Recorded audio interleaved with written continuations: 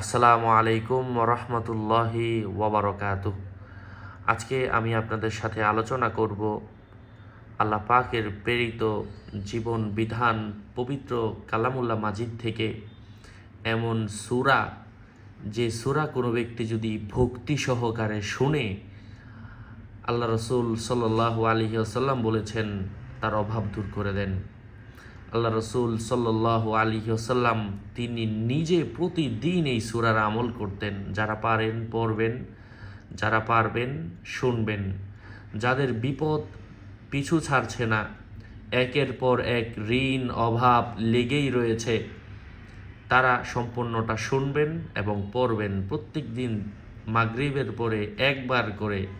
যাদের বেশি প্রয়োজন 21 বার এক বসায় শুনবেন অথবা পড়বেন। এমনভাবে কয়েকদিন করতে থাকেন, আল্লাহ পাক আপনার রিজিকের বাধা দূর করে দিবেন। কারো কাছে হাত পাততে হবে না, ঋণ দূর হয়ে যাবে ইনশা আল্লাহ। বিপদ পিছু ছেড়ে দিবে। ওয়ামা আলাইনা ইল্লাল বালাগ। আল্লাহ পাকের সেই কালাম থেকে আজকে শেয়ার করব ইনশা আল্লাহ। বুকে হাত রেখে ইয়াকিনের সাথে মনোযোগ আল্লাহ পাকের দিকে দিয়ে যে আমি আল্লাহ পাকের কালাম থেকে শুনছি অথবা পড়ছি, আল্লাহ পাক অভাব দূর করে দিবেন। এটা আল্লাহ রসুল সাল্লাল্লাহু আলাইহি ওয়াসাল্লামের মুখের কথা, আমার মুখের কথা নয়। যাই হোক, সেই সূরাটা আমি আজকে শেয়ার করছি। আরও কিছু গুরুত্বপূর্ণ সূরা আমল শেয়ার করব ইনশা আল্লাহ। সাথে যুক্ত আছি মুফতি জুবায়ের ইমাম। ভেরিফাই চ্যানেলের ডিসক্রিপশন বক্সে ক্লিক করলে পেজ এবং আইডি আসবে। এটা ছাড়া অন্য কোনো পেজ নেই, আইডি নেই, আমার কোনো ইমো নেই, হোয়াটসঅ্যাপ নেই, টিকটক নেই। নাম ছবি দেখে বিভ্রান্ত হবে না। অনেকে আমার বিভিন্ন ভিডিওগুলো দিয়ে কপি করে বলছে আমি হুজুর, আদৌ না। নাম ছবি দেখে বিভ্রান্ত হবে না। ভাগ্যবানরা ভিডিওটা স্কিপ করে না। যারা ভাগ্যবান তাদেরই সম্পূর্ণটা দেখার অথবা শোনার সৌভাগ্যবান হয়, তারাই সৌভাগ্যবান হয়। তাদের ভাগ্য আল্লাহ পাক খুলে দেন। কে জানে কার ভাগ্য কোন সূরার মাধ্যমে খুলে যায়, কোন ভিডিওর মাধ্যমে কার কপাল খুলে যায়। যাই হোক, ভাগ্যবানরা ভিডিওটি মিস করবেন না। আউযু বিল্লাহি মিনাশ শাইতানির রাজিম। বিসমিল্লাহির রহমানির রহিম। ইযা ওয়াকাআতিল ওয়াকিআহ লাইসা লিওয়াকাআতিহা কাযিবাহ খাফিদাতুর রাফিআহ ইযা রুজ্জাতিল আরদু রাজ্জা ওয়া বুসসাতিল জিবালু বাসসা فكانت هباء منبثا وكنتم أزواجا ثلاثة فأصحاب الميمنة ما أصحاب الميمنة وأصحاب المشأمة ما أصحاب المشأمة والسابقون السابقون أولئك المقربون في جنات النعيم ثلة من الأولين وقليل من الآخرين على سرر موضونة متكئين عليها متقابلين يطوف عليهم ولدان مخلدون بأكواب وأباريق وكأس من معين لا يصدعون عنها ولا ينزفون وفاكهة مما يتخيرون ولحم طير مما يشتهون وحور عين كأمثال اللؤلؤ المكنون جزاء بما كانوا يعملون لا يسمعون فيها لغوا ولا تأثيما إلا قيلا سلاما سلاما أصحاب اليمين ما أصحاب اليمين في سدر مخضود وطلح منضود وذل ممدود وماء مسكوب وفاكهة كثيرة لا مقطوعة ولا ممنوعة وفرش مرفوعة إنا أنشأناهن إنشاء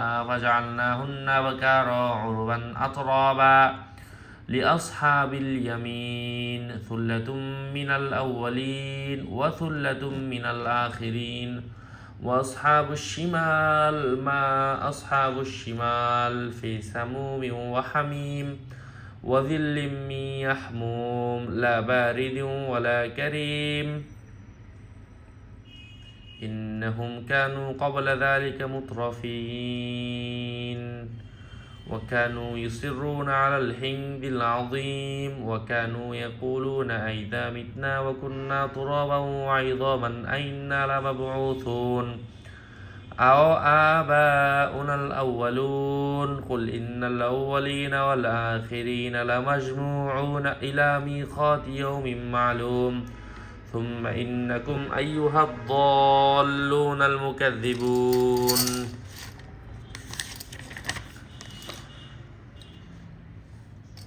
لآكلون من شجر من زقوم فمالئون منها البطون فشاربون عليه من الحميم وفشاربون شرب الهيم هذا نزلهم يوم الدين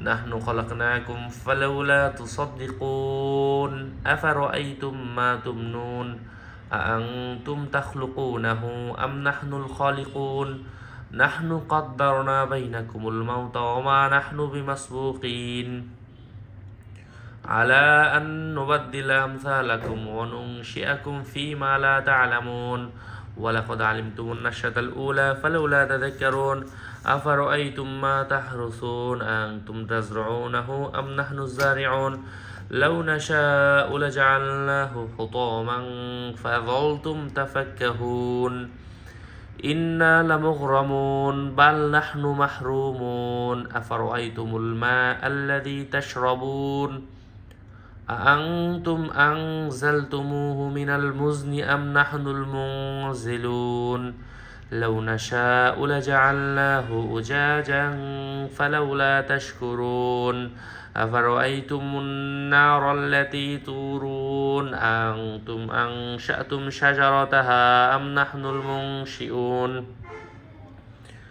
نحن جعلناها تذكرة ومتاعا للمقوين فسبح باسم ربك العظيم فلا أقسم بمواقع النجوم وإنه لقسم لو تعلمون عظيم إنه لقرآن كريم في كتاب مكنون لا يمسه إلا المطهرون تنزيل من رب العالمين أفبهذا الحديث أنتم مدهنون وتجعلون رزقكم أنكم تكذبون فلولا إذا بلغت الحلقوم وأنتم حينئذ تنظرون ونحن أقرب إليه منكم ولكن لا تبصرون فلولا إن كنتم غير مدينين وترجعونها إن كنتم صادقين فأما إن كان من المقربين فروح وريحان وجنة نعيم وأما إن كان من أصحاب اليمين فسلام لك من أصحاب اليمين وأما إن كان من المكذبين الضالين فنزل من حميم وتصلية جحيم إن هذا لهو الحق اليقين فسبح باسم ربك العظيم صدق الله العظيم وصدق رسوله النبي الكريم ونحن على ذلك مع الشاهدين اللهم تقبل يا رب কাবা হে কাবা ঘরের মালিক হে আল্লাহ যেই উদ্দেশ্য নিয়ে শুনেছে ইয়া রব আপনি কবুল করে দিন হায় আল্লাহ আপনি সকলের ঋণ অভাব দূর করে দিন আপনিই তো বলেছেন আল্লাহ আপনি তো রাসূল পাক সাল্লাল্লাহু আলাইহি ওয়াসাল্লামের মাধ্যমে আমাদেরকে এই সূরা জানিয়েছেন এই আমল শিক্ষা দিয়েছেন আমরাও সেই অনুযায়ী আমল করছি গো মাওলায়ে কারীম আপনি আমাদের দোয়াকে কবুল করিয়া নিন আমাদের ঋণ অভাব অনটন অসুবিধা অসুস্থতা দূর করিয়া দিন আমিন আমিন আমিন আমিন ইয়া রাব্বাল আলামিন সাদাকাল্লাহুল আযীম আসসালামু আলাইকুম ওয়া রাহমাতুল্লাহি ওয়া বারাকাতুহু